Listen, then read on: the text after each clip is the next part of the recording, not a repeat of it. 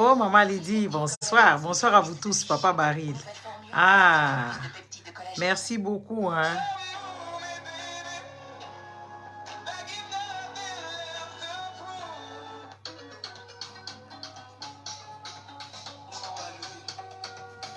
On appelle ça Tchalamoine, moi quelque chose. Yeah! On va célébrer Tchalamoine. Mamwena wanwe, Tchalamwena wanu, manu manwe, Mamwena wanwe. Namwajwe, ujimuna wakuma, mwanwe, ujimuna wakuma, ujimuna wakuma, mwanwe.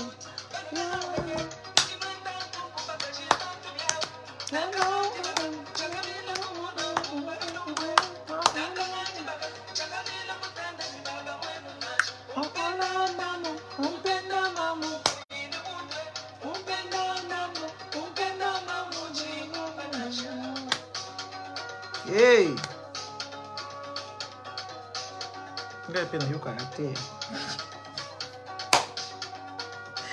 Bonsoir, bonsoir, bonsoir, partagez, partagez.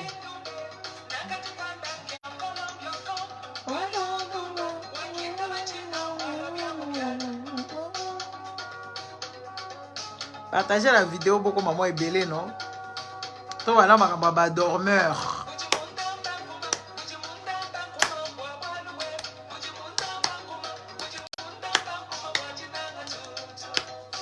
Ya Joe, ya Mkolo. Ma Marie. Eh, mon Dieu, attends.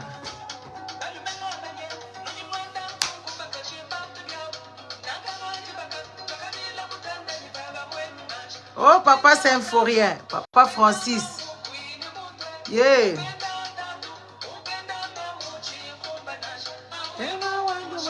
Mama,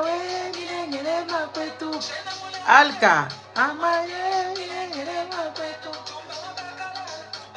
Eh, Mama Esther Mulumba, bakomba ba Esther, tozoluka ba Esther.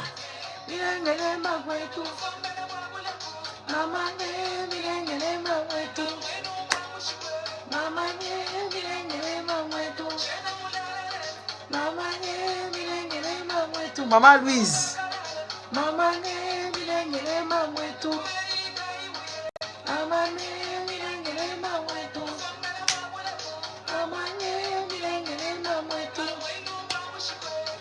eh bande, ma titi wana etelemi kabo.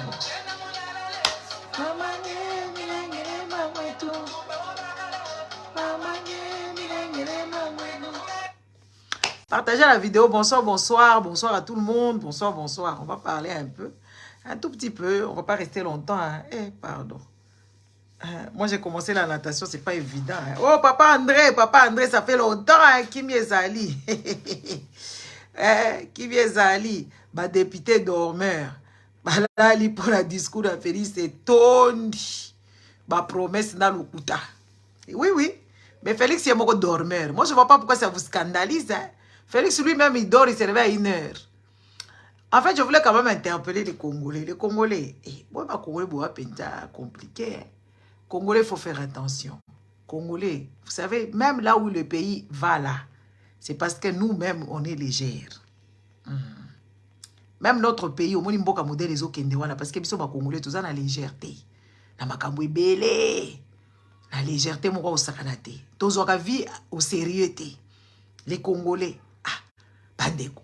Nga makamususu na mola kana ebite soki ngande na za zoba, soki ngande na za mutema mabe, soki ngande na comprendre kate bandeko. Toloba nanu toloba awa.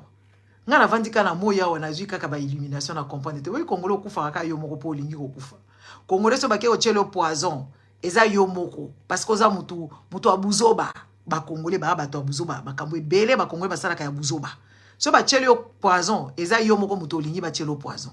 Comment yoko vanda bovanda kiawa pendant 2 mois et 2 mois bovandi bofingi na ebite so botala ka ba documentaire nini na ebite so botala ka télévision nini boyebi ke ba fan ba bomaka batu ba fan kaka boye mutuka boye lingi peut-être net Marlène Kasanga na ba fan na ye soko simbi kaka basuki ya bakabelo ya Marlène Kasanga ofingi ye akomona ngope eleki mais fan moko boya ko ya ko boma yo boye botala ka ba biloko nini botala.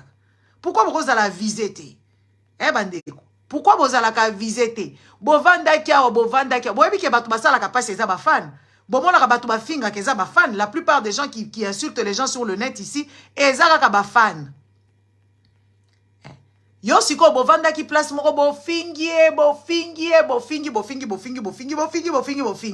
boye na internet boblesse bato n'est-ce pas boblesse bato bakoti rando ofingi na bafane na madame na bango na bakoko na bango na ba mama na bango na ba fétis na bango bofingi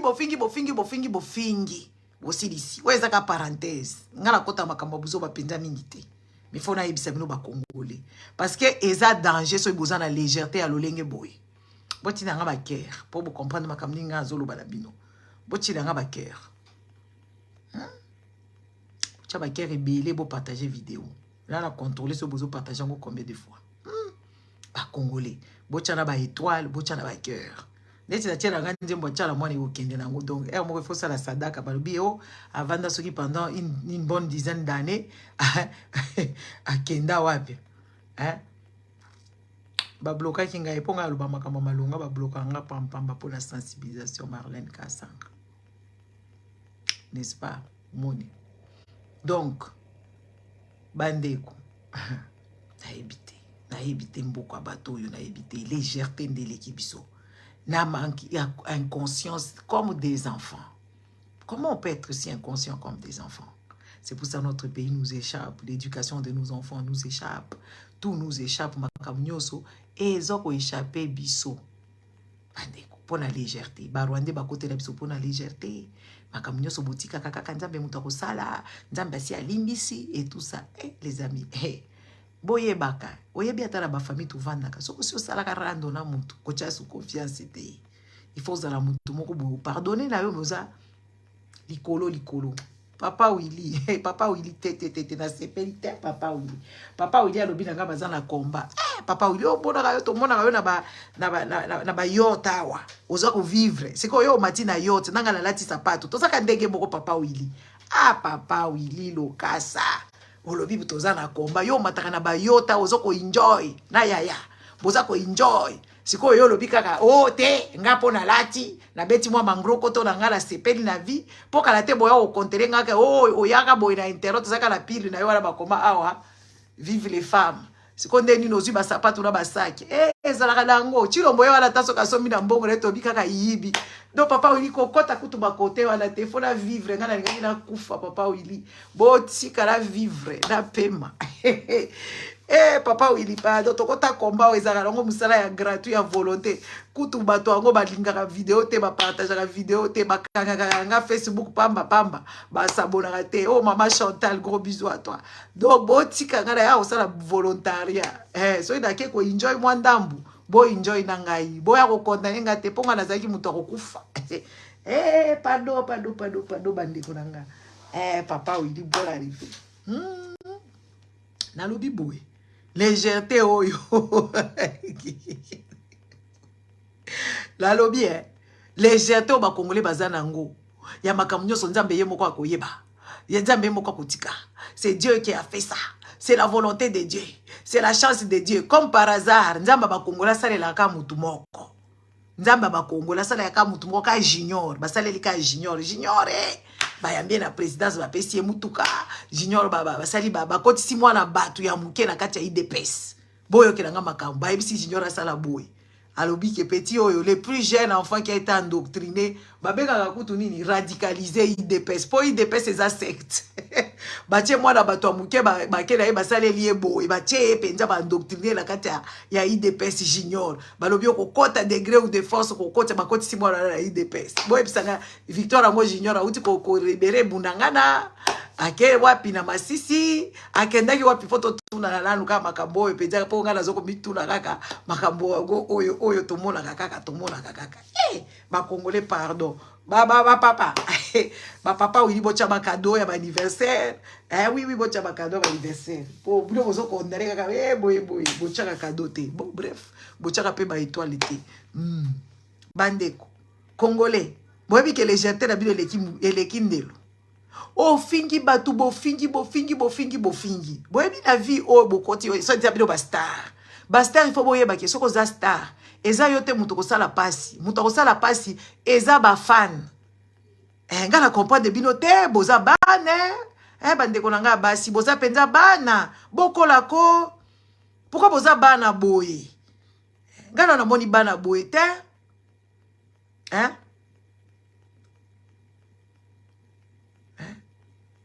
Boza bana. Ofingi mutu oyebi kutu talobi a pardonner yo oui. Boyebi ke boko kufa kaka boye. Boke kaka kibudi boke kokota makambo boyebi te. Po bino na kati ya organisation wana bato bavandaka kuna eza batu oyo baza batu oyo bayokaka te. Bobenga bango ke baza ba petit chien oyo mike wana o bobengaka et tout ça après. Après oyebi ke fana ko tshela au poison. Boyebi ba Congolais ba kufaka boye pona nini boswani na mutu lobi neti kanga boye. Ngaza ba mista na nga ba kote kuna nga kidasu kuna te. Ba pire mista na nga tozo staffe na bango grave ya kosakana te. Mais na ko bimisa makolo na nga piaum na ke kuna ke osanini. Parce que na yebite makambo nga na bimisaka awa e ko memanga ipe na kati ya nani e ko memanga na bisika mususu po yebite mutu azokanisela yo. Bilo bokanisi neti bato a Tshisekedi bomona ka Tshisekedi ya kofinga bato awa. Non. Esa Tshisekedi mutu ya kofinga bato awa te. Banani ba ya kofinga. Bataliba mutu ba ya kofinga. Bataliba mutu bakanela. Qu'est-ce que Tshisekedi bosi oyoki ke oye aye akaneli biso apare ya finga kabatu na ndenge na ye mususu. Mais banani bakanela kabato. Ezaka bataliba te. Donc les jeunes femmes ici, je ne sais pas, vous êtes des enfants, vous dites que vous êtes trop jeunes, vous êtes des enfants. Moi, mkolo na bino nazo pesa bino moi conseil à muke. Soki boswana kana mutu, zalaka kaneti, babenga kango nini. Il faut que zala ekenye fait l'homme. Oko kende ko mitika boyete parce que o akochelo eloko oyeba te.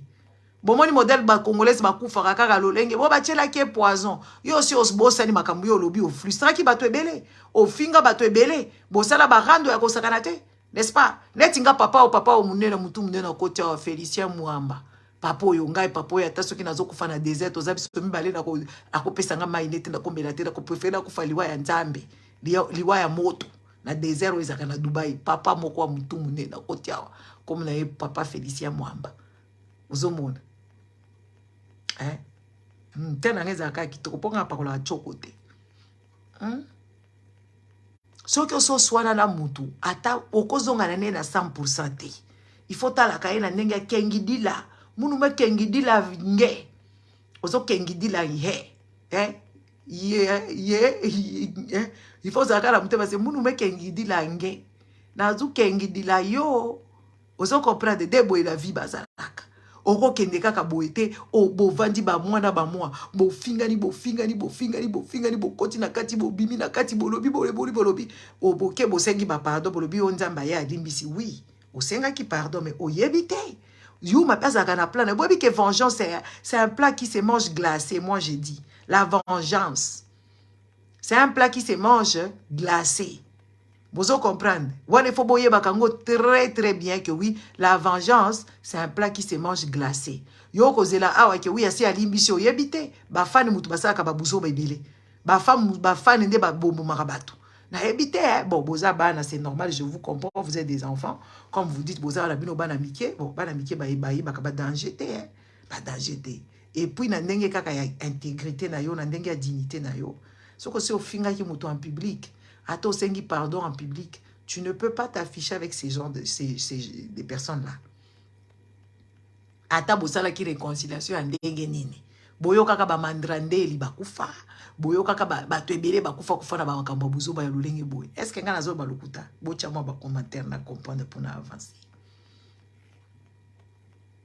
Bocha na comprendre na avancer. Na ebite so bozo comprendre makambo ngana zo loba na bino awa. Donc soko so swana kina mutu. Zala ekenge ata bonjour kutu ya mikolo ekoma penza ye ayebi ki achelio apesi mbote ya poison oui ayebi ki achelio mbote ya poison donc ya okendene ko sukola maboko yo bandi ko tia maboko na munoko ti okufi. Pourquoi? Parce que oza ekenge te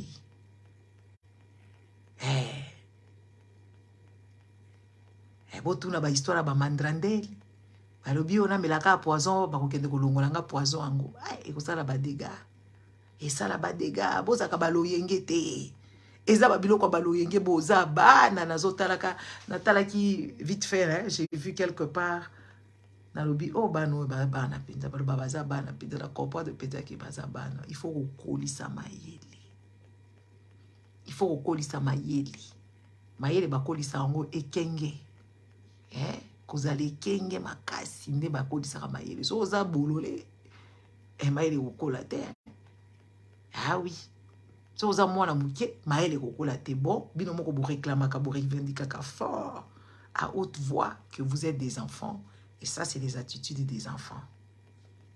Vous comprenez? Ça c'est les habitudes des enfants. Maintenant bon comme moi il y a des grandes personnes qui me suivaient ici, les grandes personnes. Nous les Congolais tous en la légèreté parce que biso tous en biso na mutema légère. Il y a genre et ça les lokoté to si to yokani na biso to solo la ki bato mususu bazaka bongo te kanda na bango esila raté. Dans la minute on a monde alelo makambo tozo mona bato bazo kufa boy balobaka oh kingani bachelaka e poison kingani babara e kingani basala e boy. Donc ça en vaut pour tout le monde. Donc quand tu as déjà fait des dégâts quelque part tu quand na sala ba dégâts modèle on a sala ba dégâts makamnanga on a lobaka awa na kende kaka quelque part que oui nga wana tu sais que dia bengi singa na ke kusala po babara nga neti babara bato mususu jamais donc il faut natika la modèle oyo jusqu'à la gare. Parce que na yebi ki na tchaka bango mulunge na tchaka bango mulunge ta papa mutu munene na uti a Félicien Mwamba na tchaka bango mulunge neti fan neti Félicien Mwamba za na basapa tout azata na bilamba malunga te mais aza fanatique openda balobaka numéro 00 papa mukolo aza na bakoko naza koko na ye me ayaka kofinga ngai na lobembe papa oyo yozo mona teke banda kuboza nango eza kuna ba sapato bolataka wana eza ba sapato soki ya tombola soki ba sapato uti chine eza déjà papa mobimba lati sapato eza déjà mabata donc azana pasi donc sapato penza adekwa boya ta ba sapato ya ba 100 € oyo eza a sa portée te otali kazaka lobi me kazaka oyo a heritaka ngo na nani mundele ndombe to na nyango me papa wana azana pasi me papa wana yaka kofinga ngai. Pour ceux qui ont dénoncé ma campagne, il y a un vrai fanatique qui a mukolo nango. N'est-ce pas? Ayaka kofinga nga papa wana Félicien. À côté la ngati na boîte.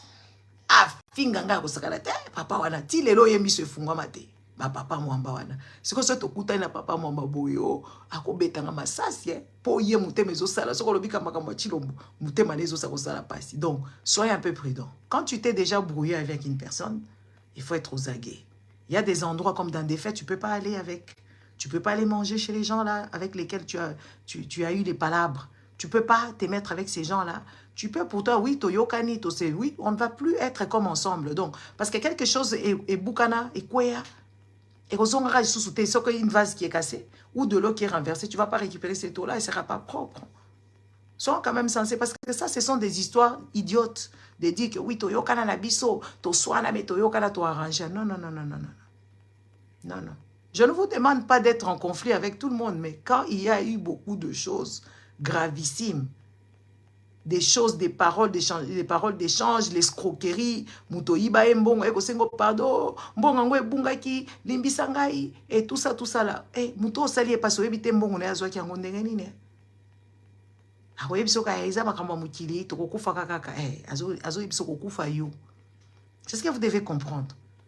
Il faut être aux aguets. Hein? Il faut être comme le serpent. Bino boye barate. Oh serpent, ça rende mutu mabete. Serpent za rusé. Serpent za kozage. Buso popo bakangara pamba pamba. Bakangara pamba pamba te. Amwa kazo sala métamorphose. Bino bo kendaka kaka boye yango mboke zo kende biso kaka boye boke bo monika ba bêtises o Tshisekedi asali kuna. Ake kokotisa mbo apesi bango mine ya ba apesi bango raffinerie ya ba coltan apesi bango raffinerie ya or ake koloba baza ba frère na ye a légitimiser makambo na bango ya ki frère bake kuna na Rwanda mikolo nyonso ko festo bake ko sala ba fête ya réconciliation et tout ça là a kotiti na association des malfaiteurs des Africains de l'Est a kotiti na kati mais lelo bunanga les awapi lelo M23 les awapi lelo ba discours nini Kagame azo tenir pour vous dire quoi. Toi, tu es bête. Moi, je sais ce que je veux. Je vais aller au bout de mes raisonnements, au bout de mes pensées. Mais bino bato bo sambe la kabanzambe nde boko ya ko yebisanga oh te nzambe bosi bomona nzambe. Bosi bomona e. E bomona e nanu te. Nzamba vivra la biso awate. Biso toza ba tuna mitema na makambo nyonso. Il faut qu'on soit réfléchi. Vous avez vu Chilombo, il a tout donné. Il a donné de l'emploi aux Rwandais. Il a donné tout ce qu'il pouvait donner. Même, il s'est même rabaissé. Humiliation à niveau azui. Auto-zui. A même mboka la biso na humiliation. Mais au final, qu'est-ce que ça a fait? Ça a accouché de quoi? La montagne a accouché de quoi? D'une souris. Et comme il pense à bazo sakana na biso, to soki ndenge nini, les amis, il faut être quand même vigilant. Il faut être vigilant. Quand tu t'es déjà brouillé avec une personne, la relation ne peut plus redevenir comme avant. Parce que na mona ba fille ebele ba congolaise bazaka bongo. Bo swani kuna bo finga ni obimisi ba secret ya muninga, o fingi mutakala na ye et patati et patata, demain on vous voit ensemble. C'est comme ça vous mourrez. Beaucoup fera bongo. Après ba otchela yo poison, o bandi kolela, o ba tchelenga poison na baninga te, azalaka muninga na yo te, akomaka déjà ennemi na yo. Ma ici sopani, maman mimi yanga. Bonsoir. Papa na mukamba ene. Il faut bozala mayele. Il faut bofungola mitu. Po ba kongole mitu efungwa manano te ba passion nyonso biso tomona mayele ezotambola kaka te. Mitu ezofungwa makaka te que oui voilà, il faut être zagué, il faut être prudent, la prudence. Il faut être prudent, il faut être responsable. C'est pour ça avant de dire avant quand tu sais que ozo sala ba blague, bo me makaba touté na kati ya makambwana. Parce que ça risque de tourner mal au Kendependa, au Kembeka. Tu vas en sacrifice. Parce que tu n'as pas été vigilant. Et ce n'est pas une fierté, c'est pas une humilité ou fierté, modèle Bilobozo Zuelango. C'est vraiment une des bêtises. Oh, Kolobabilo Batuanzambe, Botanga la Bible. Yesu Christ Asuka Kawapi. Yesu Asuka Kawapi. Nakuruzute. On n'a pas crucifié ce pauvre garçon. On l'a crucifié. Ah oui. Parce qu'il a cru que c'était une blague. Donc, faites très attention. C'était un petit message pour vous. Vous allez vous reconnaître. Un petit big up. Parce que je vois que vous êtes des enfants. Quand vous êtes des enfants, il faut vous recadrer un tout petit peu ou vous montrer un peu avec douceur, vous expliquer. Parce que vous êtes des enfants. Et ça, c'est des comportements des enfants. Ouais. Les grandes vieilles femmes comme moi, ça ne peut pas m'arriver. Jamais ça ne peut pas m'arriver. C'est rare, ça sera vraiment difficile que quelqu'un me piège. Parce que je suis aux aguets, je suis attentif comme les serpents. Bino bomona boye ba mabe place ezo utate. Matali bino moko. Bon, les amis, toye a pour expliquer ma kambo ba dormir. Ba dormir o ba futa bango 21 000 €. 21 000 $, ba pesi bango ba palissade, ba pesi bango ba ota la penza ke o tipo, tu sais. Ba la na bango.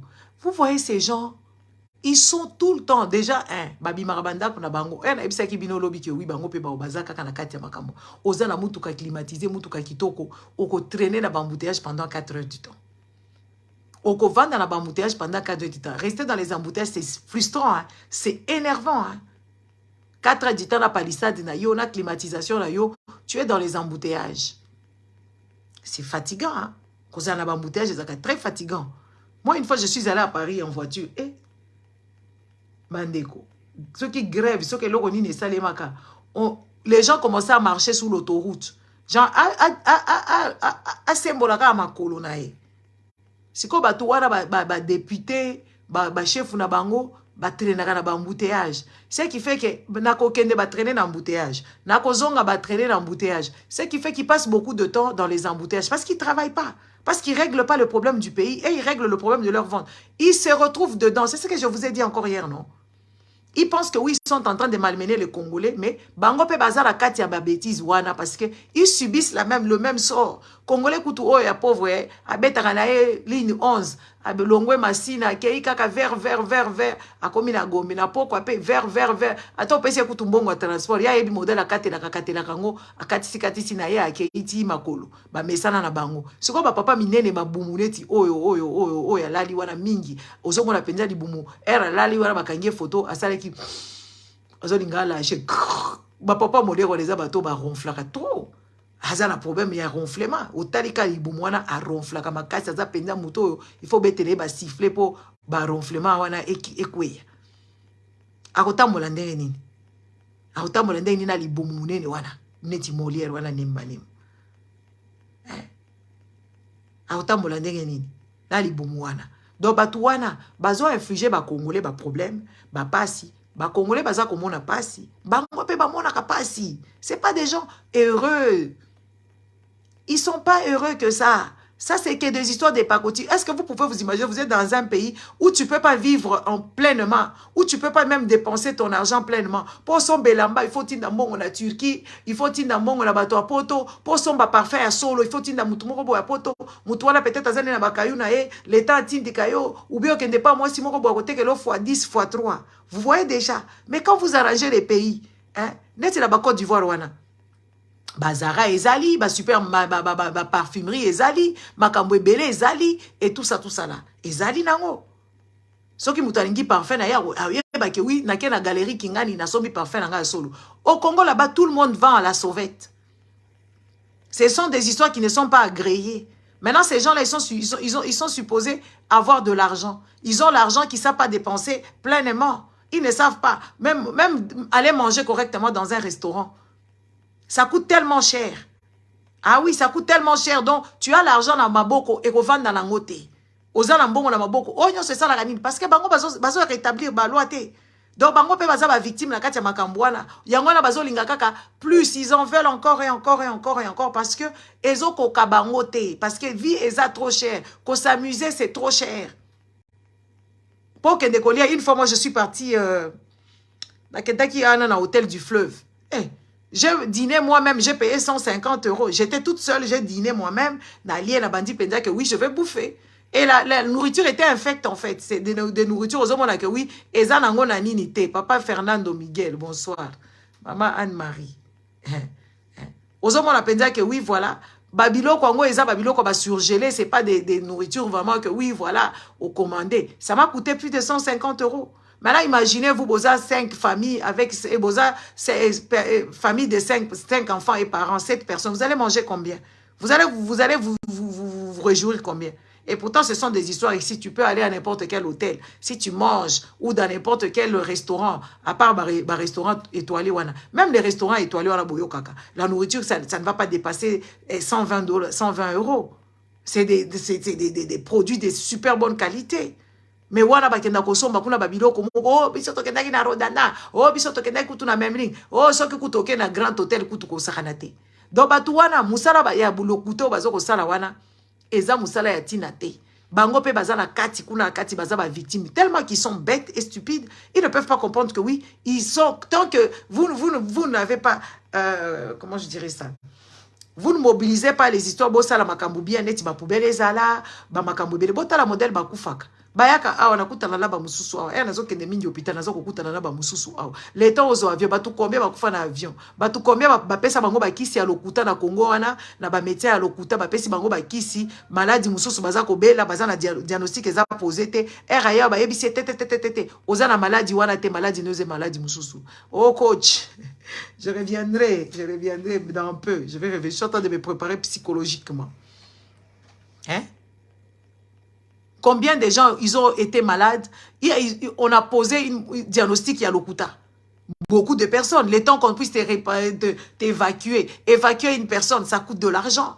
Ça coûte vraiment beaucoup d'argent. S'ils pouvaient faire bien les choses, rétablir les hôpitaux, mettre des appareils, former des gens, que ces gens-là soient vraiment à la page, qu'ils aient une technologie de pointe, est-ce que ça va coûter cher? Parce que pour évacuer une personne, il faut déjà... ozala na docteur moko bo faut foutre la ye l'état ko senga ka ba visa ba tu mususu ba pimela bango ba visa neti papa akufi yo soki ba mususu baza kuna bakanga bango prison na Congo bako bimate. Oui bato ebele basala kuna baza kuna bako bimate baza na kati ya prison. Donc Kabila décida ke bako bimate Tshisekedi pe azo honorer ba promesse na ye na Kabila ke kingani bako bimate bako vanda wana.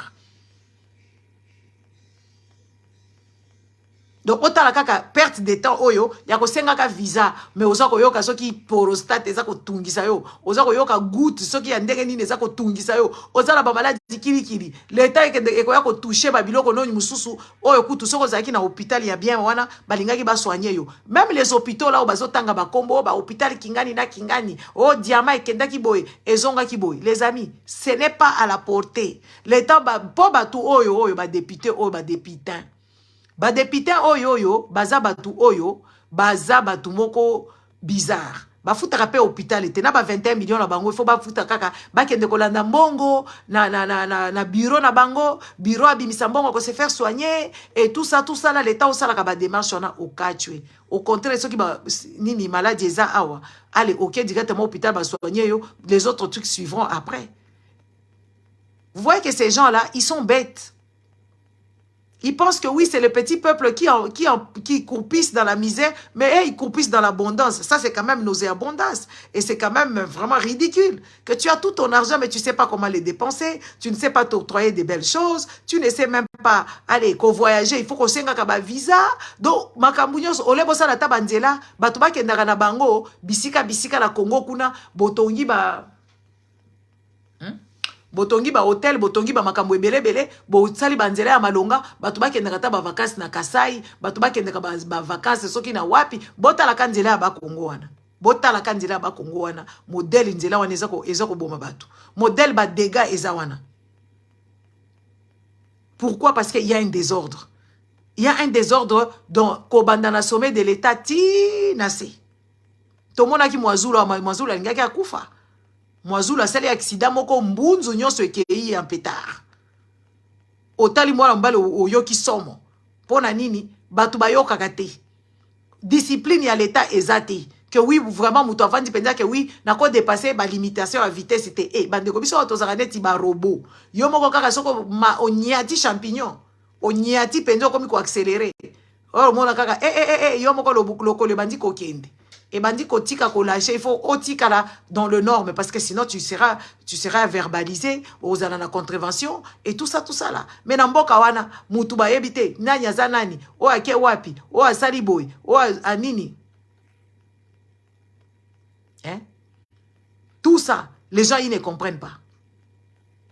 Que oui voilà, il faut, on vous est mandaté là-bas, vous êtes là pour le peuple, il faut faire le peuple, ils font aussi partie de ce peuple-là et ils ne pigent rien.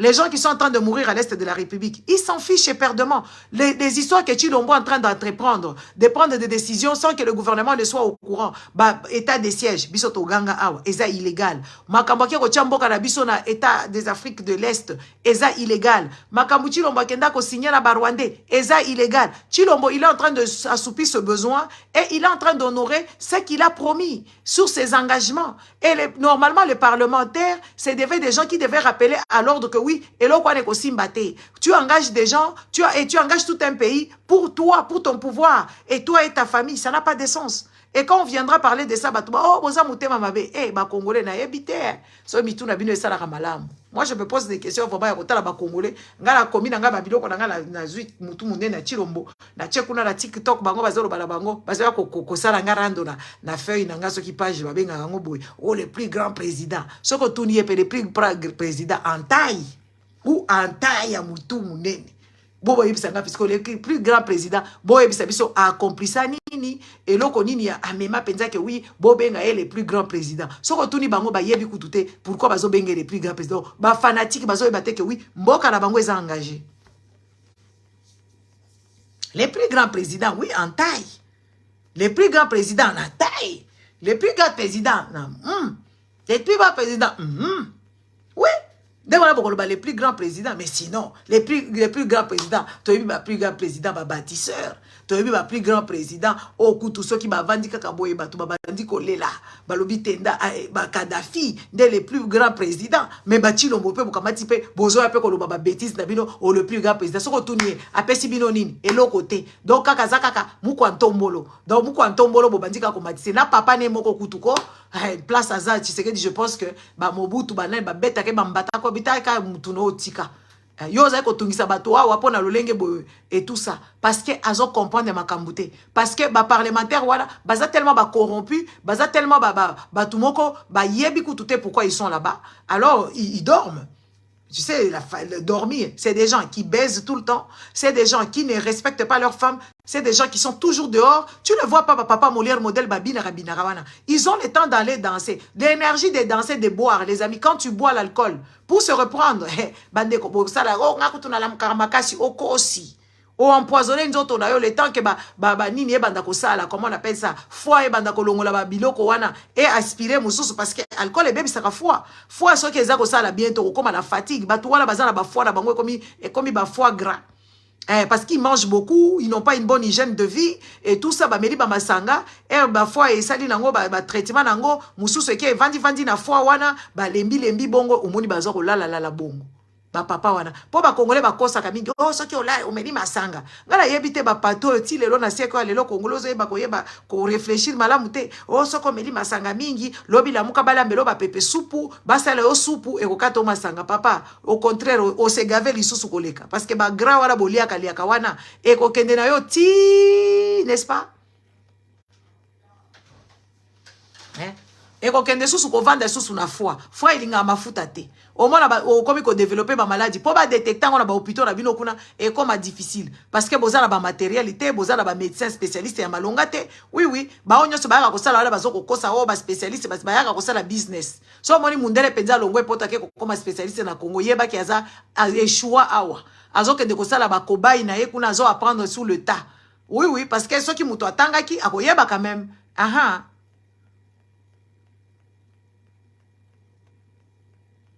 nakolekisa te ye alekisi ya si akufi chilombo nano akufi te anje soki Angela Mtumba nakolekisa te nalekisa te ndenge nini ya soko vanda wana na Kongo soko yebisa nakolekisa te chilumba soki chilombo na bino wana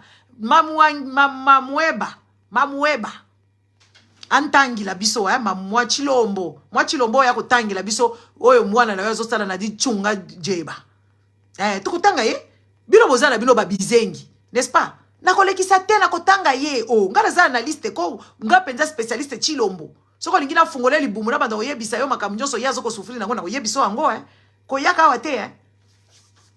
wate koyana buzoba na bino te ya babizengi bazoba batu moko baza mitu esala ka te bino te bozoba bisa ba réputation ya bantumba mususu bakabeya mususu batu mususu okutu bavandi wana baza kokufa banzala bayebisi yo ke lelo soki pam elobike nakasai kuna yango mobali ba congolais nakasai kuna batu baza kokufa na banzala usio yoki mwana chilombo akufi na nzala idiote que tu es ouais je te dis vraiment tu es vraiment une idiote une femme insensée idiote qui n'a rien à dire au lieu de te taire. Ça te choque tellement quand on parle de Chilombo. C'est ça, des petites fanatiques de merde comme vous. Vous venez ici pour ouvrir vos gueules là. Viens me chercher, je peux te filer mon adresse.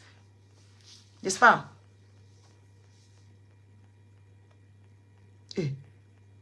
Batu bazoko kufa na kasai kuna bakufi na nzala. Bakufi na nzala na kasai. Bakufi penza na nzala. Bana mike bazoko kufa na malnutrition, basi bazoko kufa na malnutrition. Yango mutu ya ba congolais sala kamala mute parce que ba nutriments au cerveau za nango besoin bas balia kate. Chilombo bosi boyoki mutu akufi kuna. Boyoki ke mutu ndekwa Chilombo akufi na nzala. Boyoki eto akufi sa po akufi na accident. Boyoki bango idiote. Boyela kanga boite boyebi kenga na tombo ka mabe. Tantumba oyo. Oui, natanga kaye tous les jours. Modèle natanga kaye. Place à ça. Oui. Natanga kaye. Oui. Na lobby penzako. Écoute, quand tu fais tes commentaires, moi j'aime pas ça. Hein. Quand je parle, j'aime pas qu'on puisse me distraire. Hein. Parce que là, il y a ma bé. Et puis ça, et matisanga ma futa na mutu. Donc je disais. Tu voyais?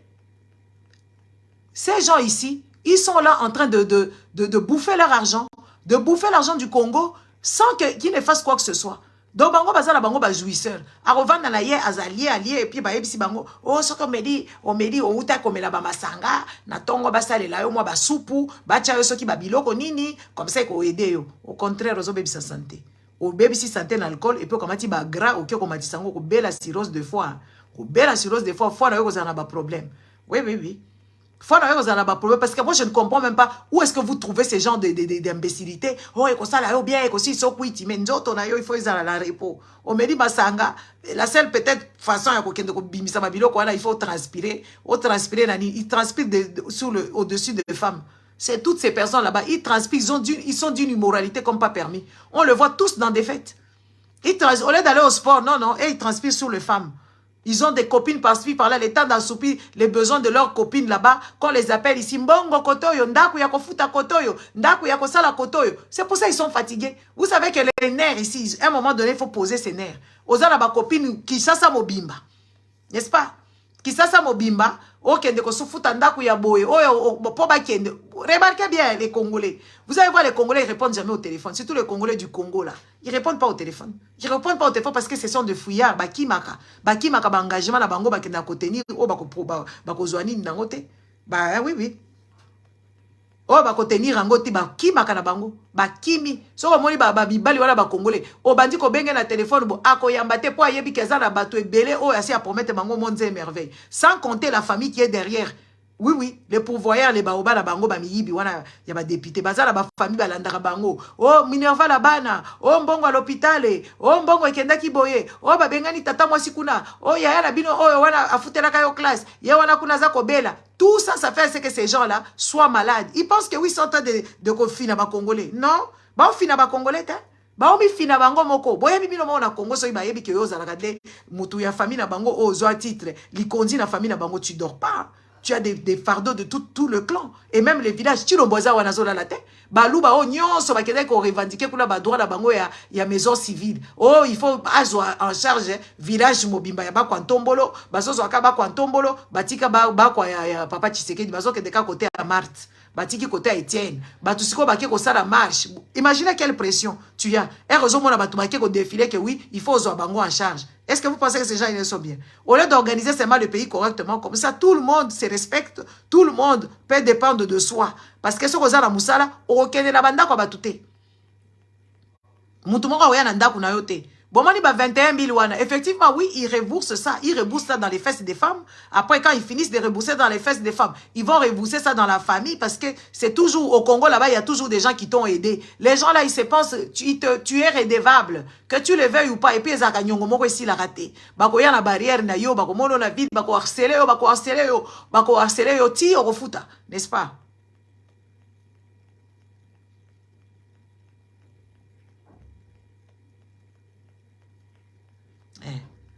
Okobenga na téléphone boye je te rappelle, je suis occupé. Q akati. Obengi so ayebika numéro na yo achango kutu na régie. Okobenga mutu mois ozwaka ete. Mes téléphones sonaka. Soko changer numéro ayambi akosi bazaka. Imaginez-vous les gens qui vivent dans le mensonge tout au longueur de journée. Azokos akosi XY akosi eboye, o mususu akosi eboye, o mususu akosi boye. Pourquoi bozo sala musala ya mboka te? Bino bokendaki wana po bo asupi ba besoin na bino. Bozo ka su chilombo na ba promesse na yo kilométrique. Kilométal la ba nini? Ba promesse a prometaka. Tala ba discours a bana miki oyaka koloba wana. Ba discours ezangati na ba discours ya som. Bon mona kela parlement na koloba parce que biso to gangeli kuna makasi. To gangeli makambo kende ko sala discours na kati ya débit de boisson kuna ba vandi place à malewa ba baza kolia baza komela lelo a qu'est-ce qu'on a parlement. Si nous on n'était pas là, vous on allait déjà vous vendre au rabais. On va dire que modèle c'est attaque mboka au rabais. Na bino nyonso na bana na bino na bakoko na bino bozokele. Biso de toyaka wana koloba c'est pas normal. L'endroit où il a fait le truc c'est inapproprié. Kaza ki na TikTok. Na TikTok ba yebi na bango makambo politique bazala makambo na bango mususu kuna na kela tie bango kuna bakomi kokamo. Soko na koti kaka boy soki combien de 1000 personnes bazolanda na TikTok. Kaza ki kuna ba bombarder bango ko sakana te. Na ba ya kofinga ba yeli susu. Oui. Parce que ozo yebisa batu mboka na bango ezoko kende bazo yebisa oyo tanga kachilo bo mikolo nyoso oui papa na ya alalaka na kombo Mobutu ti papa na ya alalaka na kombo mwana muke kutu Joseph Kabila papa na ye alalaka na ngo siko bilo bolingi to lala na kombo na bango ndenge nini te to ko lala na ngo neti nga na lala ka nango et malheureusement ekota na chambre na ngate na tika ngo devant les toilettes après quand je me réveille le matin dans le côté yango ya Totikaye, yazoko brade mboka na biso, azako saka. Bato bayaka kolobela chilombo, c'est parce que vous n'avez pas vos neurones en fonctionnement. Parce que vous êtes des personnes méchantes, hein. De voir vraiment que oui, l'avenir de vos enfants, le pays est bradé. Le pays est, comment on appelle ça? Le pays est en train de nous échapper. On voit comment est-ce que les gens sont en train de mourir. On vous dit que même les enfants qui ont été recrutés, tout ça, ça ne vous fait pas pitié. Ça, vous ne voyez pas la réalité en face. Bilo batoyi des fesses. Bon, moi, ma réalité, ma kamute. Boza kaka batu moko boy bokenda kaka buzoba zoba. Ti maele kozonga te. Boza kaka, tomoni te bino nyonso botiki misala. Bao batika misala bakendaka. Tomoni te bovandi kaka awa na babisot. Chilombo ne vous connaît même pas. Il n'en a rien à cirer. Il n'en a rien à foutre. N'est-ce pas? Eh, tia pe cadeau, papa Willy. Otungisaranga mingi. Hein? Rien à foutre de vous. De preuve en est que vous avez encore de la famille là-bas au Congo. Vous avez vos villages qui sont déserts. Vous avez dit, ouais, c'est Joseph Kabila. Joseph Kabila, Vandina Tchalamwana, a pesi atambongo te, na ebite so Tchalamwana, ngwa ebi ko gérer mbongo. Soka yeba kite so bazaki ko pesa ye, so bazaki ko pesa ete. Comment une grande dame comme ça, qui avait ses albums ici, ah, ngaku tunasali na zo sala exprès. Les histoires ici, et okende la Tchalamwana parce que j'ai mis sa chanson. Hein? Une grande dame comme Tchalamwana, elle était locataire pendant toutes ces années.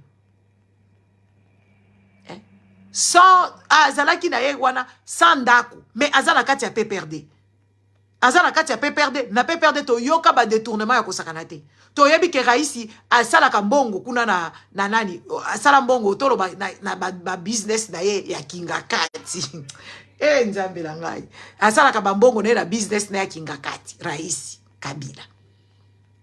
Donc, ye maman akufi locataire, balobi kunanga nazo yoka na somo ko yoka makamuna ye. Nazo yoka kaka batu, oyoki balobi boye, oyoki na lingi nanga ko tala ba vidéo na te poeza ba vidéo ya humiliation. Boye bi ba traître ba kufa neti ba mama chala mwana. So azana nyongo ya 18 mois et 18 ans. Ya ndako. Donc maman mokolo ndako azaka ko tala chala mwana yokele mabi mwasi abinisa biso. Mwasi oyo na ko yoki se solite na obimise libanda te. Azo tala kaka lobi ya kufa na ya kufa kana ndako na récupérer ndako na ngai. Comment vous expliquez ce genre d'imbécilité? Et quand nous on parle ici que oui, les musiciens congolais sont de pauvres, vous dites que non, ils ne sont pas des pauvres. Hein? Donc cette dame-là, elle est rentrée dans la politique. Azolanda mulimu ya musée. Musée kutu soka zaiko landata mulimu wa musée. Mwefala luka bato baboma musée. Po bakata ebisengo na ye. Po musée utaka kuna azaiko mona kaba kwisa chala mwana wana lobi tete. Mi e pas comme mwana muke mina mukamata. Et quand musée elle est venu, n'est-ce pas? Quand Mouzé est venu à Zuye, c'est quoi, il y a vivre la nostalgie que oui, Azo sunga mwana ya Mouzé. Makambo na pekisa bino lobi yango yote. Okotika makamboyo, oza na ilo côté. Oh maman poupette, gros bisous, merci beaucoup. Ça a été magnifique, nous sommes bien amusés. N'est-ce pas? Moutou mobimba penza ou vandi na vie na yo. Peut-être elle a fait ça exprès parce qu'elle savait qu'elle n'a pas d'enfant. Mais quand même, nyongo yandaku il y a 18 ans. Ovandi penza ozana elo côté. Boyebi babiloko mususu oyo nde ebomisaka bato. Ovandi penza boye na vino comme kotala penza ke ngana za raté. Tchela mwana komi ko yango yaki koloba na biso awa musique esali nini alingaka sala ta moi dernier coup de sifflet na ye. Wapi luketo ezali susu te. Luketo lushi azalaka nango kala moi kwisi moko boya moi ya ba jolibilité makasi azalaka na ba kwisi ya kitoko. Ozotala nzoto ya mwana moi sotali mukongolobi wow. Siko wapi mukongo wapi kwisi. Wapi luketo ezate. Ako bouger ndenge nini. Yango mama ngwaza ka pe na bilamba te Olive le ba comprendre que maman yo akufa na ke no pese ka bilamba alata parce que comment vous expliquez ce genre de choses? Comment vous expliquez ce genre de choses? Vous expliquez ce genre de choses que oui voilà, une dame comme elle a ses albums, elle a chanté, elle était connue, elle n'a même pas kabouré à parcelle. Ana ilo côté. Donc 18 ans, il y a à kotaka na parti na bango wana PPRD 18 ans futaka loyauté. Donc tchala na za wana penza Joseph Kabila bandeko. Joseph Kabila bomi ba entreprise nyonso. Abomi nyonso abomi, n'est-ce pas? Apesa ta elo côté. Mais ye wana Joseph Kabila kenda ba matanga te, ye wana kena matanga tchala mwana. Omoni siko culpabilité. Les amis, quand tu ne sais pas où mettre ta tête, en plus la Afrique wana, tu ne sais pas où mettre ta tête. C'est une stress. Hein? Oebi que 18 ans, il y a stress, il y a non-paiement de loyer. Oebi combien de fois le cœur de cette dame-là, Ezaïki Kobat, ce à Monica numéro à maman wana, à cause ça, à pes explication. Raïsi à la kakingai, maman Olive Kutoya Kiawa, à pesinga mwandambu, simbana nuboye, ou bien talaka komoni ba tika na ngana biloko, ngana te kakate, na salaka ba concerité, talakutu ba finga kingai, na zako bela, mikolonyo soza kokosa, mais santé peso kende bien te. Quand on vient parler ici, les musiciens, ils ne se rendent même pas compte. Hein. Aujourd'hui, tous les gens qui Biliabel, bazo kende na plateau, ba kende koloba makambu ya tchala mwana, oh akufi asali boyebe. Toi, est-ce que toi Biliabel, toi tu as préparé ta fin? Yo vina we zandenge nini? bato bazo yebisa bino botika vi wana ya kokende ko se fripotaka na nanyo kombo ba politique botika makambo politique bosala makambo na bino ya muziki bo revendiquer ba droit na bino bo dénoncer makambo mabezo lekana aw ti mwana mukia botami na miso na bino mwana mukia botami na miso na bino aye ko revendiquer ba droit et pourtant yazane na bomengo na ye Gims aza na bomengo na ya ko ebere makasi Gims aza na bolingo na ebele makasi ko sakana te tala ba jibe bandeko. Et puis ces gens ici, ils pensent que oui, quand ils construisent une maison, c'est ça la vie. Quand ils ont des petites maisons par-ci, par-là, ils pensent que oui, c'est ça l'investissement. Pour une star, ce n'est pas ça l'investissement. Et puis, na Congo, toyebi batu bazaki na bama pango, bandako ba franco, ezalaka bandako minene. Maman Joël, je suis de retour. Hein? Bandako minene okomona bandako ngo bakota ngo ba érosion bakota ngo ezaboye bakota ngo ezaboye après bandako ngo ekekaka en ruine ça devient juste de ruine où on commence à louer aux gens bavandi kuna na kati ou bien bato bakomi ko squatter kuna na kati kaka boy parce que mayele mingi na mutute. Il faut commencer quand même à réfléchir les gars. Si cette dame là vraiment moi ça m'horripile hein, et ça me fait vraiment pitié de voir une belle femme qui a fini vilaine, moche, grosse et tout. Parce que quoi? Parce que santé baby. Elle aurait été maligne. Elle aurait été avant d'atteindre des antennes à perdre wana asukoline maboko. Abandika ko yemba ba musique na ye, abandiko sala makamna ye comme ko zo soin na ye moko et tout ça. Qui vous dit que quand tu dois mourir, tu dois être seulement dans des états comme ça là. Comme Tchalamouane a été dans un état où la mort pouvait l'attraper anytime. Hein? À tout moment, elle pouvait mourir. Parce que stress a refout andako. Stress ba poto biso ba poto ba boy ba musique na bango. Succès à malongate. Mutumoko donc une femme qui était connue dans le monde entier par rapport à sa beauté. N'est-ce pas? Azo bona badinga na ba tina kutu tina za mukolo. Tina tano za mukolo. Hein? Ozo bona batumoko boy bazaka na vision malamu te. Bazo réfléchir. Comment tu peux demeurer dans la bêtise comme ça? Les amis, il faut fuir la bêtise. Hein? Comment vous pouvez demeurer dans la bêtise pendant autant d'années? Ozaka kana kati, ozaka kana espoir. En tout cas, ndé angombo kana biso ezokende parce que ba Congolais ba espéra kana makambo moko eza inespérable. Ndebo abimisaka yenda okende kopesa siko sango. Tchala mwana akende kopesa sango kuna na Lola na Mobutu. Ata ayemba ki ndembo moko awa na ebite so bobosa ni ndembo ngo. Ayemba ki ndembo ke oui voilà azos doba makambo na Mobutu. Yembo ko messager ke ya ko pesa Mobutu réunion kuna bakosala na bango po ba témoignage ko bima kala te po Congolais za mutu aliboma. Omona ka batu moko ba ko bima awa oh mutu moko alamuka ki akufaki amoni Tchala mwana kuna azo yebisa Mobutu boye ndeba kabati bango nyoso ba pasangali papa Tshisekedi babandi ko beta kala te boyo kama basolo modèle wana po Congolais za mutu te. Hein? Bokoyoka bango. Po Tchala mwana ayemba ki d'être moko soki ndembo moko ayembela ki Mobutu awa et tout ça là. Ye moko okende kokoma messager kuna lobi na uti penza kuna li folo kutu bien. Kongole Tchala mwana penza kokoma kuna ke habite Mobutu pardon papa to kanga eto betaye. Mwana na yeba kamwaza ko sala kuna ba Rwandais bakoma abo ba kabati muse yo muto mema ki bango muse oh ngana bengana ki bango ba kendaki ngana yebise ki bango ba bengana bango ngana yebise ki muse lobi bon siko nini kasi mwana o memela ki biso yende uyo lobi asa mwana lo yebise biso za mwana na yo muse oh te o monika ka mwana nyoso za mwana yo Mobutu yo pe mema ka soki nani wana azalaki soki ka chef de cabinet na yo oh soki bisengi mana yo muto yebaki bazoko senga nationalité kuna yo ka Tchala mwana oui mukwambila tatu mukwambila Tchala mwana ko wambila penza ko wambila papa Tshisekedi te to mukwambila 37 ans 38 ans ya opposition 38 ans opposition munani mwana mulume ya yo wana baloba ndeni ni susu o chiluba inaifola yoko la chiluba na bipesi penza ale oyo objectif na ko lango na ko yoko la penza za chiluba. Mwaneba jinanga mwaneba. Ah bon? Dieu Mobutu bi oui azaka fort opposant oh azaka fort opposant ko senga mbongo yango na eduka bala nete armée kutu papa ici là Tchala mwana ko bisa Mobutu armée kutu to zaka yoka phase skenda ici là bazo beta biso na bunangana basi bazwi mboka na biso kuna ko sakana te do ba frontière za susu te batu bazo kota to zaka to na ba passeport te Mobutu to zata na ba carte d'identité te omoni ba carte kaka o ya vero to zaka nango ti lelo to koma na ba carte d'électeur o mutu nyoso ko zoko oh ezaka ka ye Ah bon? Moi, oh, Félix, oh, papa, oh, Rakuto, Félix, n'a compris la tête, comme politique, botikanga. Papa, tu sais que tu connais botikanga, yo, yo. Eh, bitumba, tchala, moi, la seke, kunati. Kalate, oyo, kabako, oyo, ça va témoignage, awa, qui va coûter na tchala, moi, na mobutu, na banane, batu, yo, sama, kola, mukawa, badi, koloba, wana. Jitunga, jeba. Jetu, jitunga, esi, panzani, balka, wana, lumumba, zota, la bango. Mobutu, yo, mutosala, kikenga, la kufa. Bino na bachombe bango nyoso bavandi kuna baza kosambisa na kuna na bachombe na bachombe babengi yo sécessionniste bakatange wana chala mwana lobi na katanga ba ye kuna bazo kobeka baluba bazo kende mwana moko boye Moïse Katumbi abima kuna Moïse Katumbi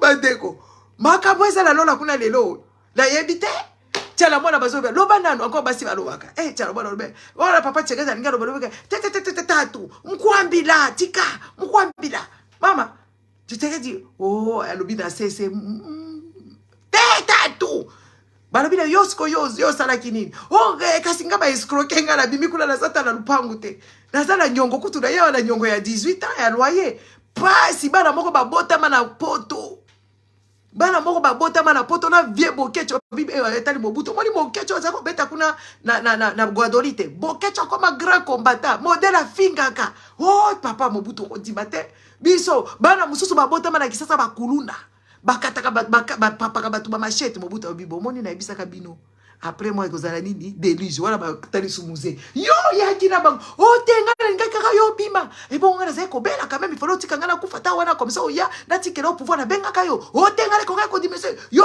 salanga moba 1 yo salanga moba 2 bazo samba kuna na lola bako samba tchala mwana mutazo kende ko pe tchala mwana zaki politicien de kasi azoko pesa bango compte rendu ba vandisi wala tchala mwana zokoloba makambo nyoso zo likana na Congo habito ko bala parlement moko boy bizarre par ba parlementaire moko boy bizarre mboka nyoso mabulu mboka nyonjo se kokakate batu balia kalisusu te kutu ekenda kezongaki pasa no babomo esiko bilo bozawa na mukili bozo mona ngote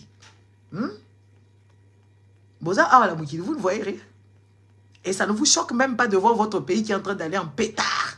Votre pays, voilà le monde et puis ça kabilo autoké la balkanisation. Depuis de mon temps là, ça fait combien? Ça fait 60 ans. Mais voilà, tu as la bonne écoute. La bossadi, bah mais baka minu na yo.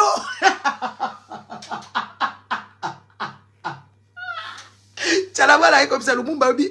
Papa, fungola le munoko. Yoga ya le fungola munoko. Di le bi. Minu na moko uti ko ya na les 30 jours.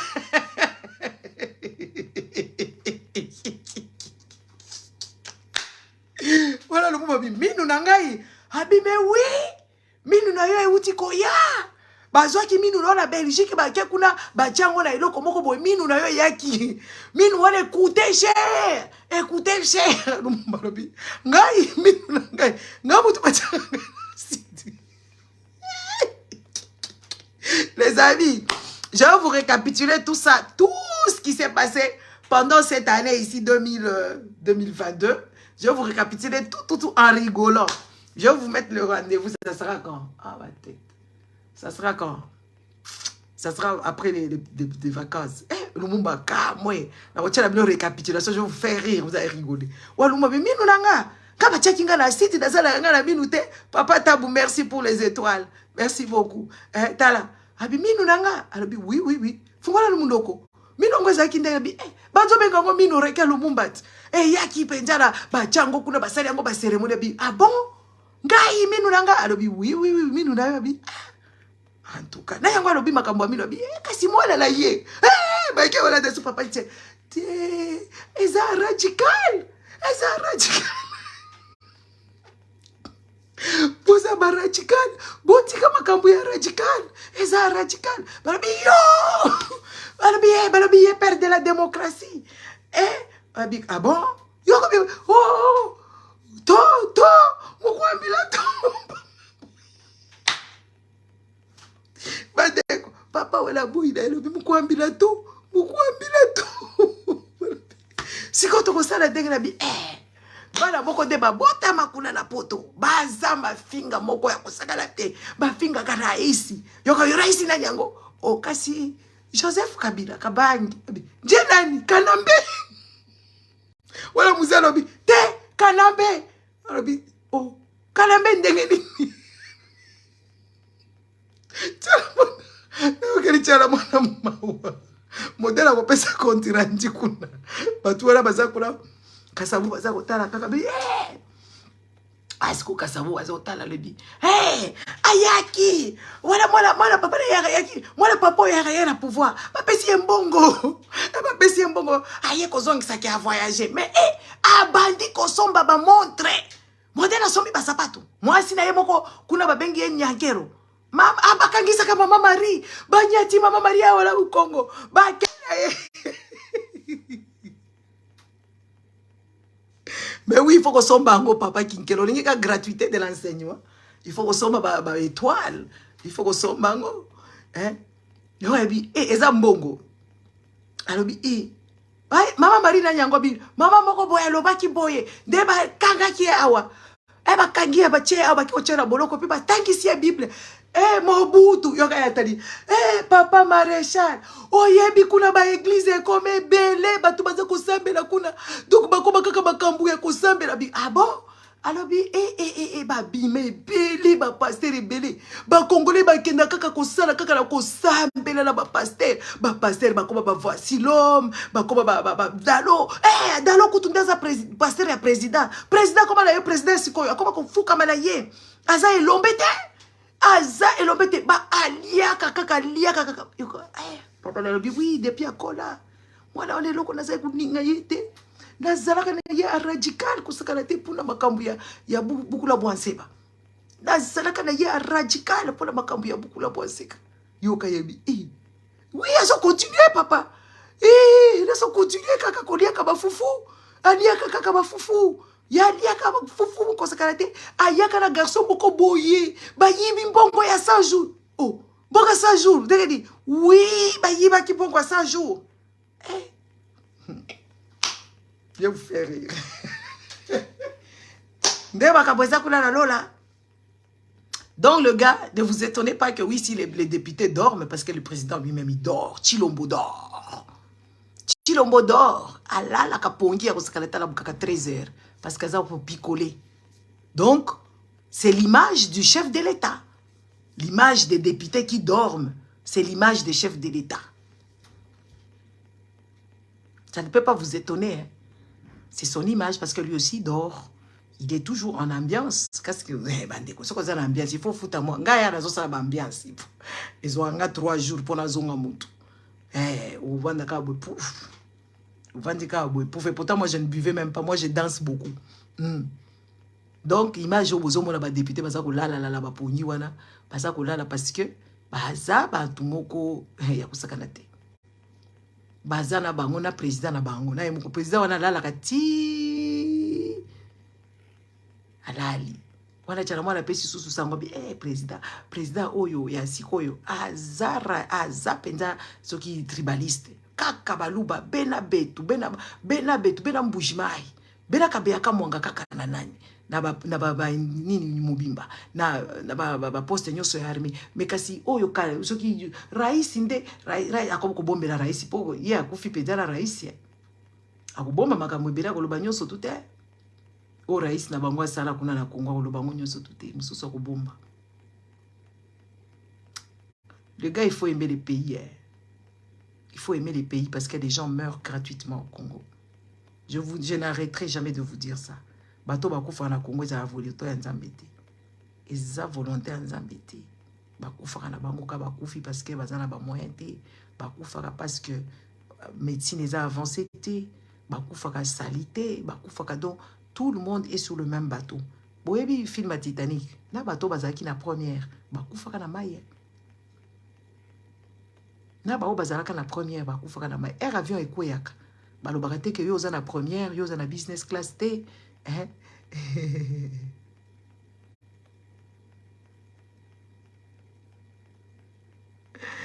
ba ko sala réunion maman Mimi bonsoir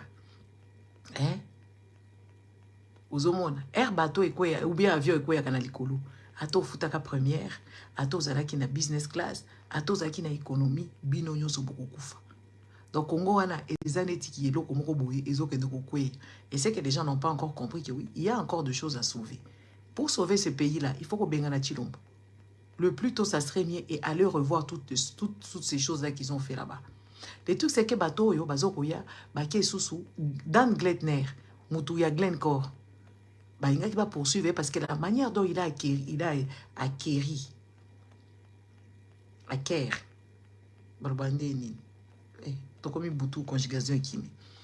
la manière dont il a obtenu, la manière dont il a acheté la gécamine, c'est illégal. Aux États-Unis, il a dû payer là-bas parce qu'il va dire qu'on poursuive et que oui, voilà, il s'est accaparé de quelque chose illégalement. Aïe, na Congo, si bango ceux qui descendent combien de millions pour poursuivre, parce que même nous, les Congolais, nous avons encore le droit de le poursuivre parce que l'achat là, ça n'a pas été fait en bonne et due forme. Et jusqu'au jour d'aujourd'hui, tant que Chilombo sera là, parce que Chilombo ne comprend pas grand-chose, le gars, on peut bien rigoler, hein? Chilombo ne comprend pas grand-chose de ce qui se passe. Pour lui, en fait, il n'a jamais vu l'argent, il n'a jamais même compté.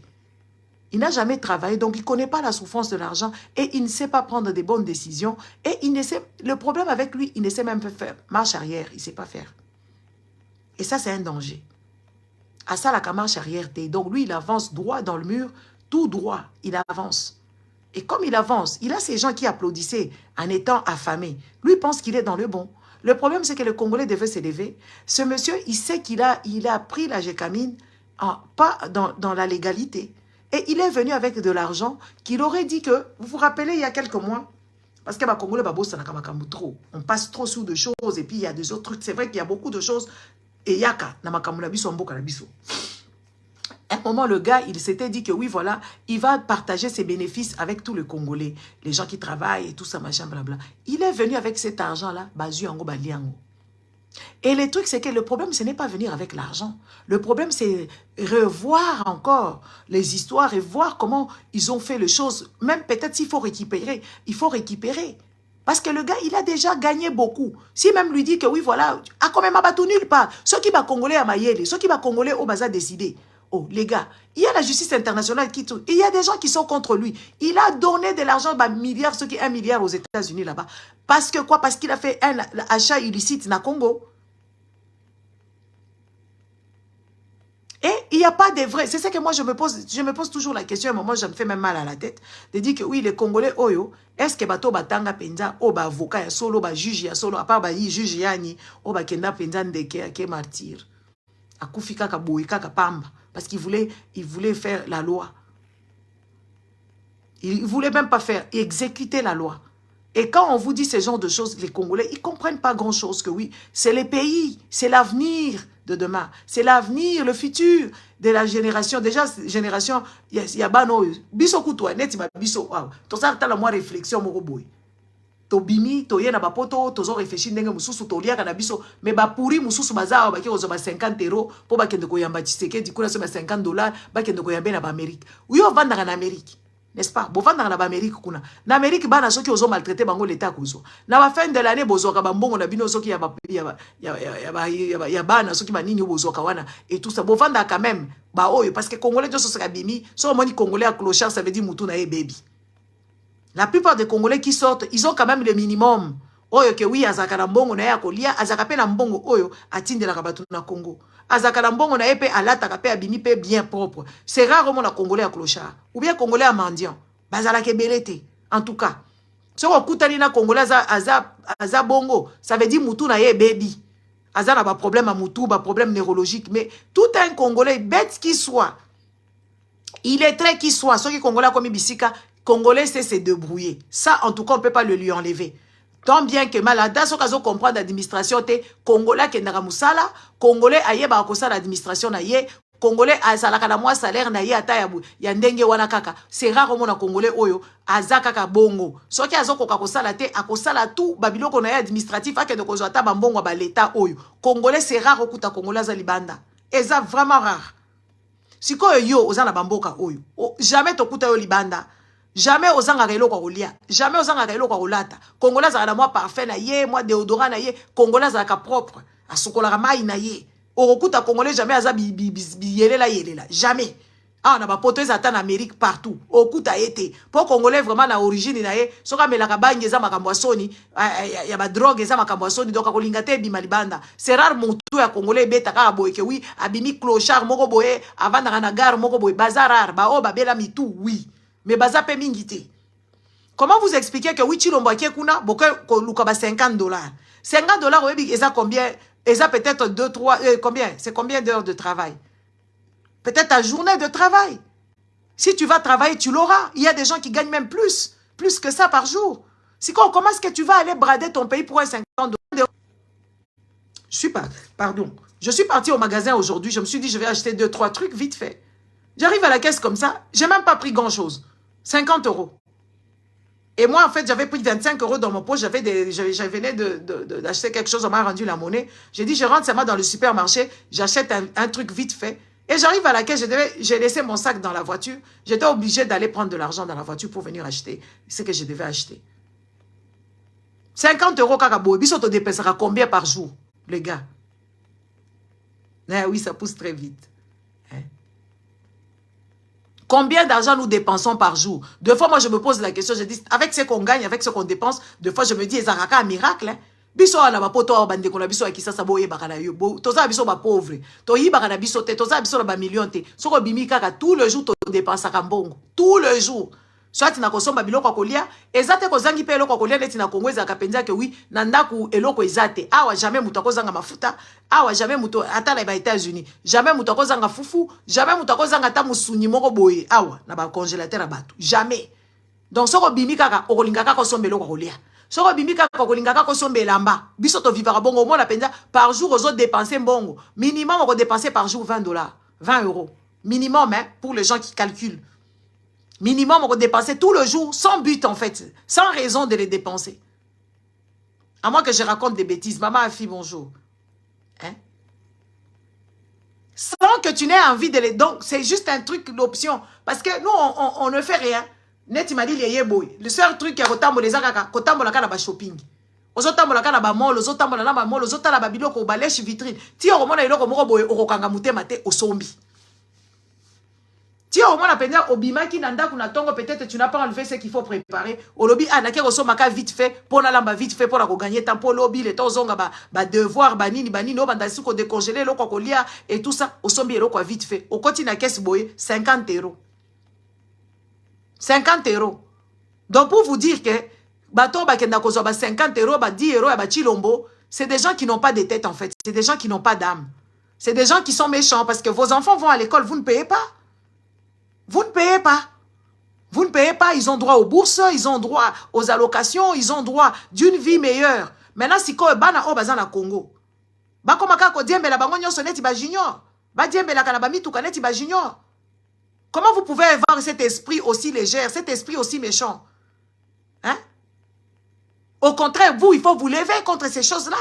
Se lever contre dénoncer Chilomboana. Parce que ceux qui ont écouté Biden, Biden peut montrer ça bien, Dieu merci, mais ils vont noter. Nous savons vraiment que qui nous met dans ces pétrins là-bas, si ce ne sont que ces gens là-bas. Lui, comme il n'a pas de la personnalité, qu'est-ce qu'il va faire?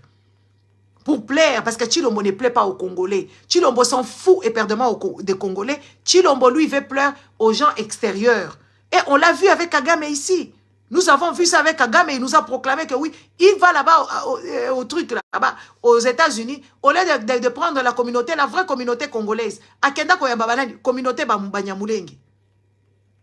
Quand lui se balade, il est tout le temps aux côtés des autres. C'est des personnes comme ça, ils ont des pathologies. Pathologie cérébrale, c'est des gens qui n'aiment pas les... Ils veulent toujours qu'ils aient de l'importance vis-à-vis des autres. De l'importance à Batounaï, normalement, Chilombo devait avoir honte et peur de nous. Chilombo ne nous respecte pas. Chilombo ne respecte pas l'État congolais. Chilombo ne respecte pas la nation congolaise. Lui, il respecte d'autres tierces personnes. De preuve en est que les Ougandais, ils devaient nous payer au moins 10 milliards de quelque chose. Aujourd'hui, la justice équitable, ceux qui battent 300 millions. Donc, imaginez-vous quelle chute de 10 milliards, ceux qui 11 milliards, et comme il bat 300 000 $. Mais ça n'inquiète pas. Et puis cet argent-là, il n'a même pas touché. Donc lui, il donne le boulot aux autres. Donc, la Congo, Je ne sais pas si vous vous réfléchissez, hein, à moins que je suis à côté de la pompe. Hein.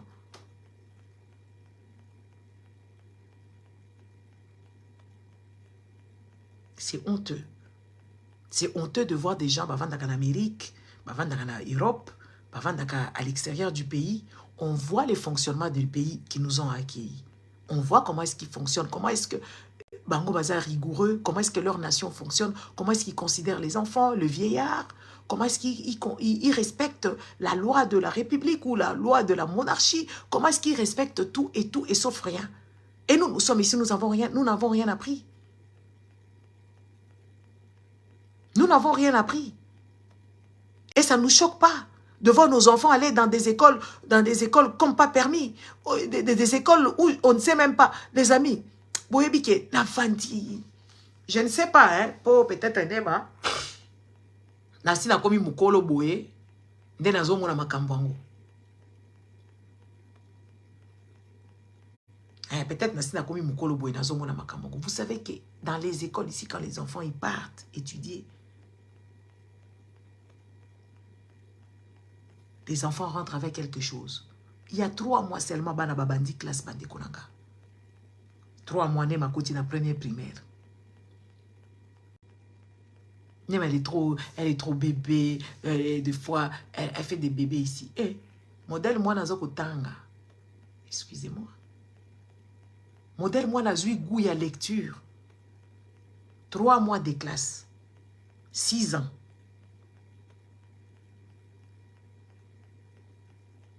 Goût à lecture. Et reste, j'ai beaucoup de livres. Pour enfants, c'était les livres de Victoria. Elle te lit tout. Quand elle ne parvient pas, elle se bat. Et puis elle va te demander, ça c'est quoi? Ça c'est quoi? Et même quand ça ne veut rien dire, elle sait comprendre que ça n'a pas de sens. Lelo na seki, bande qu'on a seki, ne maza kotanga ba texte moko boyeke, oui, balambi, na seka, na vandika nye, na bi, je ne veux pas perturber l'enfant. C'était un jeu de mots, azotanga, balobi balie mboa, alobi, balambi mboa, balambi mboa. Ne malobi te bakolamba mboa te azotanga to azotanga makasi avandi nga avandi pembeni azotanga auta ekokende et puis alobi oh balambi makaku ne malobi bakolamba makaku te. Tu sais mon cœur hein mutema nanga ezai kobeta azotanga nga azotanga pe na ye azotanga makasi nga azotanga nazo guider et puis comme isusu oh balambi meus ra ou souris. Abi, bakolamba souris te. Bakolamba souris ndenge nini. Et puis balobi balambi mutu.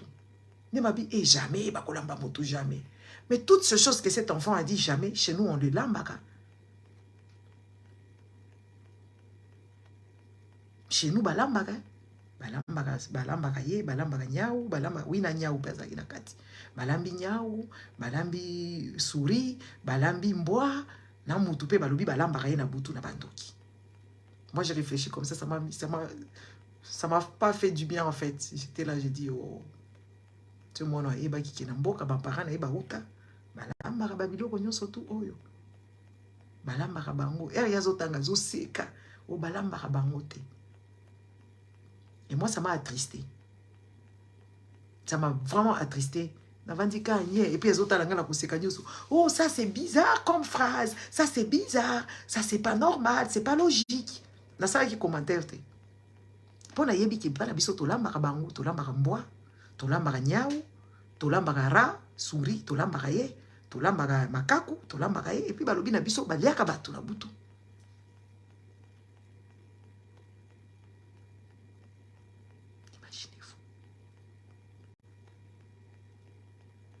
Bana bazo kende classe na Congo ba yebi eloko te. Ba yebi kotanga te, suivi eza te, ba yebi ba lacune te, eloko te. Mais ba ke classe kaka oh gratuité de l'enseignement et puis eza pe gratuité. Et les Congolais continuent comme ça à bâcler l'éducation de leurs enfants, l'instruction de leurs enfants.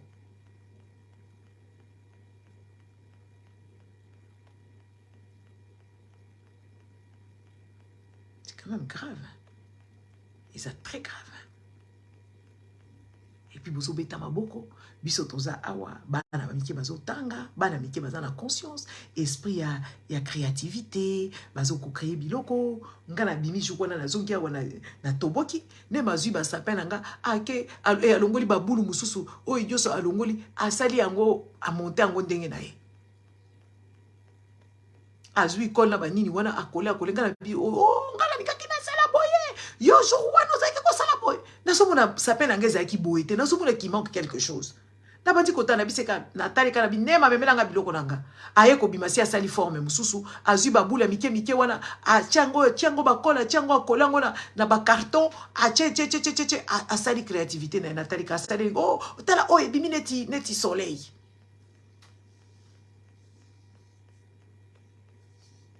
On en parle seulement. Moi, quand je vois ça, ça me dégoûte en fait.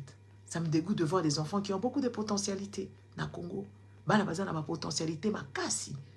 Mais bazangi ba matériel. Bana bazana ba potentialité bazangi encadrement. Ba parents bazana mbongo futa bango mineralité. Ole gouvernement amekata kotangisa bango balandela bana mususu bazana ba lacune kaka ya muke qu'il faut récupérer. Et vous êtes ici et vous allez vous contenter de prendre les $50 comme si vous n'en avez pas. Comme si vous n'en avez jamais eu. Et sous le froid, comme ça, il fait très froid. Vous avez la sonité.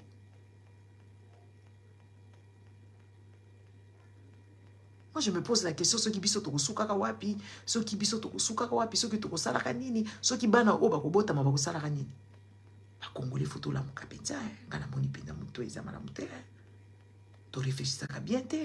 Yango ta wana bapoto abosala ka ule bosala ka babiloko na bino bosala ka kolamba ka babiloko boke bovandi kaka bomandi komela mama sanga bosala ka ba réflexion bosala babiloko moko to lobite ke boko ndosa ba association e boke ndaka ba Kinshasa wana boke ko sensibiliser moi batu bino so boke kuna bobimi susu batu azoba et pourtant bino bozebi awa très bien modèle ba salaka modèle makambo tambolaka modèle ba oko banda ko sola na bana mike o bandi ko beta bango masolo o bandi ko pesa bango moi visibilité ce qui visuel ba banda ko visualiser makambo parce que ils n'ont rien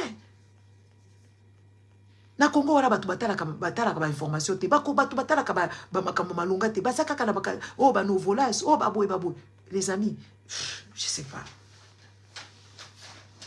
Toza na ba millionnaire bazangi te ba muto modike na habite so kaza na centre de rééducation po yepe ba fungola ki mutu kuna to moni ba fungola ki mutu depuis ba fungola mutu to moni ete tozo souhaiter kaka abika kuna alungwa a changer mutema parce que so ba fungola mutu na yo wana ezo sala ka malamu te ekozala ka pasi batuneti ba mutu kembe to moni awa ba futo ezo lekana awa na nini yao batu moko ba se réunir ba africain ya ba togolais na Togo kuna ba futi 15 millions po bango ba sala ba rediffusion be biso siko okuta kuna kaka bato Afrique de l'Ouest ba Afrique francophone o ya mususu Afrique centralière toza batute ba congolais kutu kolobate c'est des gens qui n'ont pas des ambitions à congolais exam minime congolais ko yebisa ete congolais zo kazua na makambo yo kazua te congolais yo kamutema pasi makambo yo kapasi eza makambo ya Congo makambo ya poto soki muto asali soki eloko nini o soki muto azui bambongo na ye asali soki ndeni nini ou bien etali yote o muto asala kate etali yote yota la mboka la biso bazo boma kuna tala mboka o baza ko boma kuna nde makambo normalement nous tous les Congolais on devait avoir mal au cœur na makambo tozo mona mboka kuna mais au na bato mususu baza awa neti ba Angel Ntumba ayena ye awa ko sala trouble fait ayebi ngate ke o ngata soki na pesa kombote na ko manke yo oza soki na ba Canada oza soki na ba wapi oyebi comment est-ce que mboka bato ezo fonctionner ya yo soki de wana na mona ba Congolais oza neti ba marche pied et ba oyebi sabino o afinga ka bato non parce que dites-moi un peu biso toza na diaspora tozo mona makambo modèle ezalaka tozo yeba comment est-ce que ba vandaka tozo yeba comment est-ce que ba soignaka et loko nini ozo sepelisa biso kuna bato moko bozozo mboka na bino comme marche pied mais kozale pas bato soko lalaka na ndako ya bato jour mususu bakoya ko benga na yo na ya kokai ko s'imaginer que oui mama tchala mwana bakoyebisa ye que oui bakoyebisa bato mokili mobimba que oui azana 18 ans d'impayé ya loyer parce que zanda kwa bato un jour toza awa to vivarango to vivarango ba discrimination na ba misala ba avantage mususu ba pesa ka batute soko yebi na yote soko zaka mutololenge wana bakola kiso ba avantage na yote to yebi yango to zai pas na bisote. C'est vrai que qu'on mène quand même une petite vie décente mais on n'est pas chez nous. Nous devons voir chez nous, nous devons entreprendre, c'est que, et pas la biso ezala bien, pour même à ta futur oyo, jou bako yoka kanda, ba bengani bango, bazala bisika na bango bako kende. To yebi ba discrimination ezala ba école. To yebi ba discrimination ezala belé na balabala kuta ta mutu mususu yebi etatali kaka yo. To moni na ba Canada, ba yisa kabiso mikolo yo so, oh Canada, Canada bazaka bien. Ba pour contrôle policier oyo ciblé, oyo basala kakuna batu mwindu. Heureusement internet est ya. Heureusement internet est ya. Soy ba congolais pe ba lobaka lokuta. Congolais nde foko tika lokuta. Bon ebisaka ba tout ke ba bisiko biso tozo vendre des lola. Eza lola te. C'est vrai que oui, on peut manger correctement comme moi ce week-end, je bouffais comme vous n'avez pas idée. J'ai bu, j'ai bouffé comme vous n'avez pas idée. Oui, c'est vrai qu'on peut se soigner. Mais il y a aussi des difficultés. Oyo to rencontre à la bamboka oyo. Il faut que Congolais que oui, on est mieux que chez soi. Parce que quel que soit, attention qu'on rencontre des difficultés, tu as un grand salaire, tu as une grande maison, tu vis ta vie. Mais moko solitude ya mboka. Mboka na yo e manka kabiso. Mboka na biso e manka kabiso. Vandi penza boko mo kanisa yo. So nazaki pa la biso, mbele na bengi soki ndani wana, aya tikalinga na bana awa, nazo futa garderie cher, naza besoin ta maman nga azala ta awa pembeni et tout ça so maman la biso azalaki. Tous les jours on pense de choses comme ça. On ne doit pas dire aux gens de quitter les pays ba ya ko sala ba DV loterie. Toyebi keza passe, Amérique ezalaka passe. Awa na Europe pe ezalaka nango passe. Mukile si e baby, lelo awa na minito ba bomi minda. Bakoma ko boma minda awa na Belgique to yebi ke ba éclairer ka ba minda ya balabala ekufaka te tina ba autoroute da autoroute côté Flandre ba boma minda côté mususu ba boma te lelo bakoma ko boma mboka mobimba ba bomi mwinda. Donc ça veut dire que les choses sont en train de se décanter. Donc nous devons nous mettre à réfléchir comment est-ce que chez nous on peut arranger pour que tous à moi na vie descend en dénonçant, en faire ouvrir la tête des Congolais pour qu'ils puissent sauter ces messieurs qui est le problème. Qui est le problème? Chilombo, c'est un problème. Le gouvernement, la bango, la bakabila, surtout wana, c'est des gens, c'est ça notre fardeau. Makambobiso, c'est votre sala. Toko se contenté qu'on vende pas à Batoubo été. Toko se contenté qu'on vende pas à Batouté. Biso moko toyaka, toye ba esclave. Bakoko la biso bazaka ba esclave. Bakoko lolo o mususu babota maka bazalaka banani. Bazaka ceux qui ba colonial, ceux qui ba colonisé. Après biso toye awa, toye komitika biso moko mbeka. Bana na biso bazala mayele te to pes bakosala awa. Donc bana na biso bako continuer musala wana. Ya ki esclavage. Bako ya ko bomanga lisusu ngana yo karate. Bana na biso bako continuer ki boumbu. Donc bana na biso bazotanga soki aza mayele bako propulser ye akosalela ka jamais mboka na ye. Akosalela kaka batu oyo bayaka na ba fimbo. Fimbo ya wazekwa bango bayaka nango biso moko awa musala biso kaka konyika kolamba ko sukola nde musala to sala ka komba ba misala bere ba misala o mususu okoti kuna na kati ozo salela bango ozo sala recherche ozo salela bango recherche oza spécialiste ozo sala spécialiste awa jusqu'à quand ces histoires là vont demeurer jusqu'à quand on ne peut pas réfléchir autrement. Tovandi na biso tozolo bakamu kwa ntombolo na malili yo kyoko bimene tinga na malili na kyoko bimira kamu kwa ntombolo. Hey! Non. Il faut n'entendre tout le garage.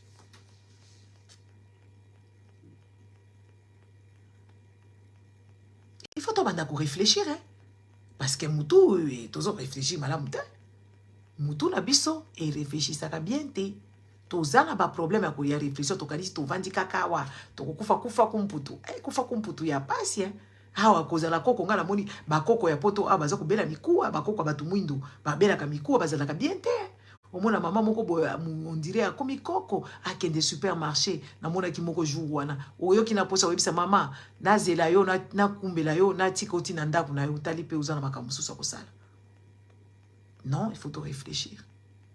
Il faut réfléchir kozonga boepe et ça penda fardo kozonga boete kozala englouti. Donc réfléchissons quand même hein.